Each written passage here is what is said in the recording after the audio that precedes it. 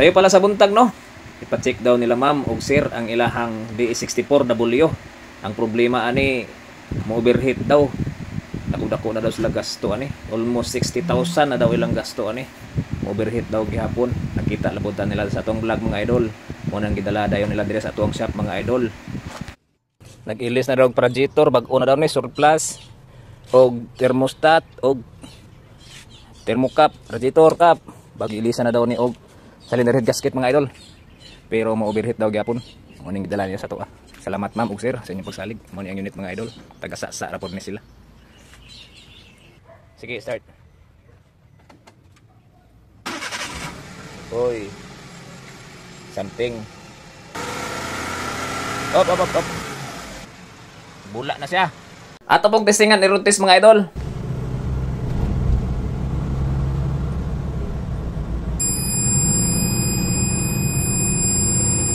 Pirit na siya mga idol.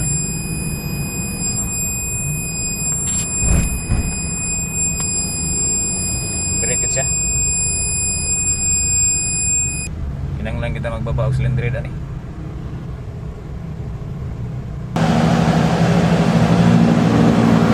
Unya nagbubbles ang iyahang reservoir mga idol. Sintomas gina sa mga idol nga overhead siya. Unya na siya singaw sa iyang cylinder head mga idol.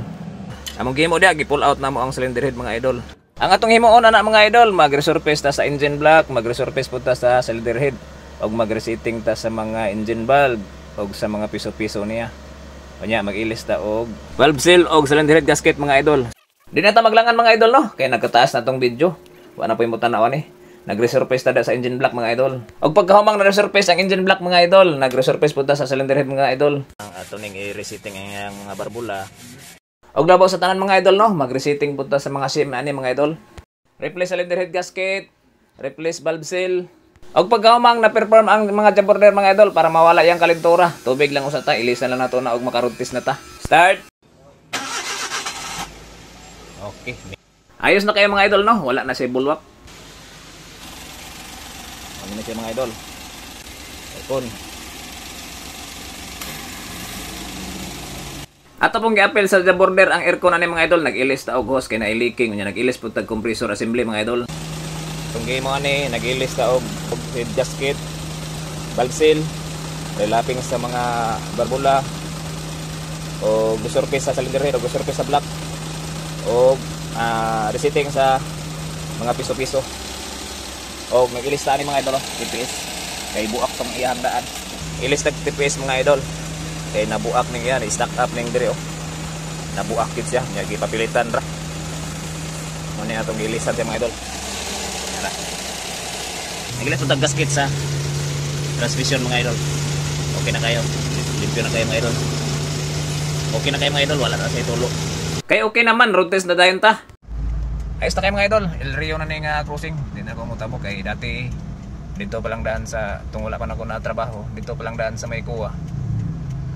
Wala na gid mo blink na, di na gid nimo makuan kay di na gid mo undang og blink. Normal lang kay mga idol, 87 raw. 87, 88. Di mong minor ka, magbundo ka nara sa 81. Okay kay mga idol, ayos kayo. Gika namin nag-test mga idol. Kita na to, 85. Korteng normal lang mga idol. Ayos kayo, tanaw na to ang tubig da mga idol. Gika namin nag-test mga idol.